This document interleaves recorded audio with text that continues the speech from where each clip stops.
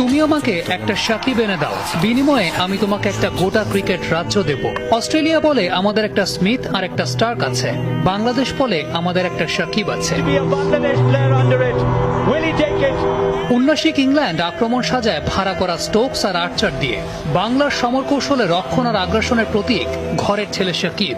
গোটা বাংলা থেকে যা বেরিয়েছে একটাই, ভুল। গোটা বিশ্ব থেকে সাকিব ওই একটাই বেরিয়েছে।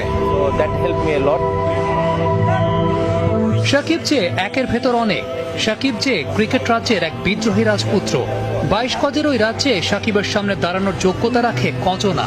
কজনা সাহস পায় সাকিবের ওই রক্তচক্ষুকে চ্যালেঞ্জ দিতে। বনবাসে যাওয়ার আগে কে পেরেছে সাকিবের রাজ্যে হানা দিতে? কজনের সামর্থ্য হয়েছে গত এক দশকে রঙিন পোশাকে সাকিবকে ছুঁয়ে দেখতে। কেউই পারেনি, কারো সামর্থ্য হয়নি, কারণ সুপারহিরোরা সাধারণের কাতারে নামে না।